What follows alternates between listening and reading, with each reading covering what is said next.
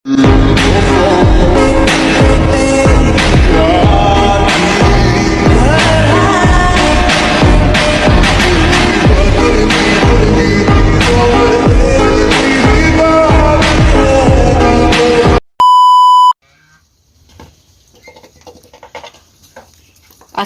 warahmatullahi wabarakatuh. Di edisi kali ini kita akan berikan informasi tentang cara mengatasi kandang bau ya.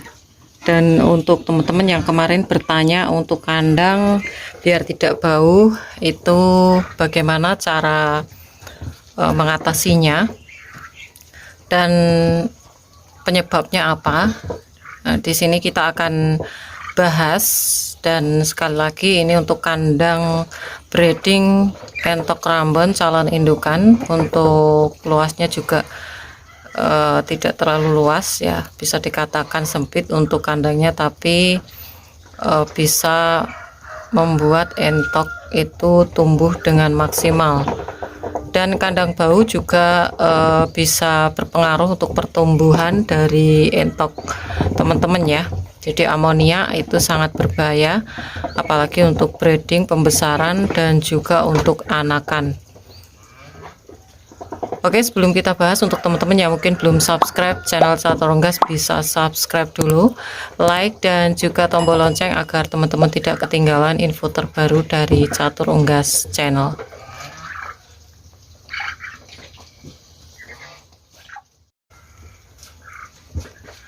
Penyebab dari kandang yang bau itu sebenarnya dipengaruhi oleh jenis pakan dari unggas ya, tidak hanya entok. Jadi kita ambil contoh yaitu unggas ayam broiler ataupun ayam petelur. Teman-teman pasti tahu untuk ayam broiler, terutama untuk kandangnya juga tidak boleh di padat penduduk ya, di perkampungan atau di tempat padat penduduk, karena itu bisa mengganggu dari amonia, bau dari kotorannya. Nah, itu penyebabnya dari apa? Penyebab dari kandang bau itu adalah jenis pakan yang diberikan ke unggas itu mengandung banyak protein, semisal menggunakan pakan pabrikan aja, tidak ada campuran. Nah, seperti ayam broiler ataupun ayam petelur itu hanya menggunakan pakan pabrikan, ya mungkin ada tambahan jagung. Nah, di mana kandungan dari pakan pabrikan itu mengandung banyak protein ya. Protein kalau kita ambil contoh pur 15 20% ke atas, 20 sampai 23% ke atas, dan itu sangat mempengaruhi kotoran yang dihasilkan oleh unggas. Itu akan lebih menghasilkan amonia yang cukup tinggi, bau yang menyengat, intinya seperti itu. Nah, maka dari itu juga harus ditangani secara serius. Untuk peternak-peternak besar itu biasanya mengganti alas kandang secara berkala, penyemprotan secara berkala, dan lebih protek lagi harus digunakan vaksinasi. Nah, untuk entok ini sebenarnya tidak terlalu menimbulkan amonia yang berlebih. Kenapa? Karena untuk entok sendiri, untuk pakannya kita menggunakan berbagai macam campuran. Jadi tidak hanya pur aja atau pakan pabrikan aja. Seperti di Catur Unggas kita memakai pakan sehari-hari itu untuk sumber dari karbohidratnya yaitu bekatol atau dedak. Terus dari karbohidrat dan kalorinya juga dari nasi aking, dan juga untuk sumber protein itu cuma menggunakan mungkin 2 on atau 3 on dari konsentrat petelur bebek. Jadi semuanya itu cuma kita pakai 3 on aja teman-teman.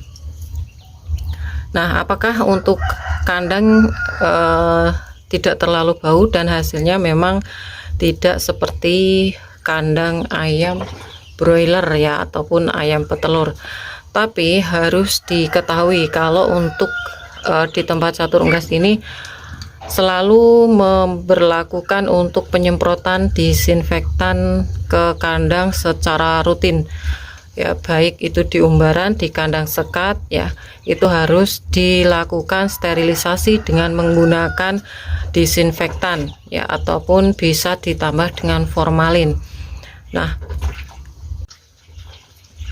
itu bisa meminimalkan untuk bau dari kandang ya teman-teman.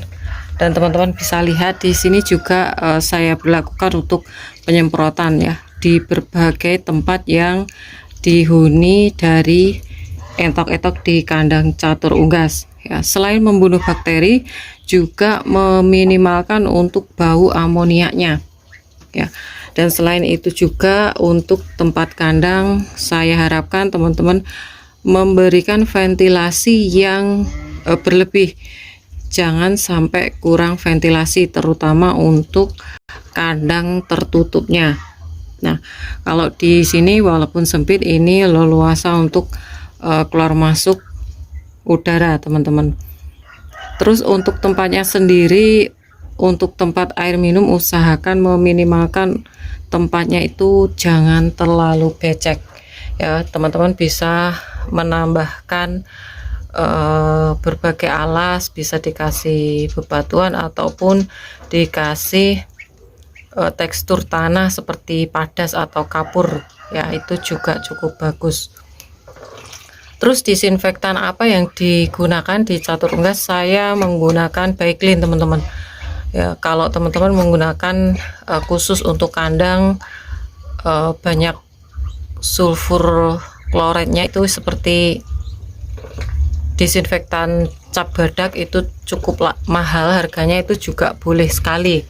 Tapi kalau di kandang catur unggas karena tidak terlalu besar untuk skala menampung entoknya, kita masih bisa menghandle dengan menggunakan disinfektan Baiklin ya. Baiklin yang paling bagus disinfektan seumpama dengan Vixal gimana Mbak? Saya harapkan teman-teman bisa mengusahakan untuk mendapatkan Baiklin, karena Baiklin itu sangat bagus untuk membunuh berbagai bakteri seperti salmonella, seperti yang biasanya terkena itu bakteri E. coli. Bakteri E. coli itu juga sangat mematikan, jadi jangan dianggap remeh.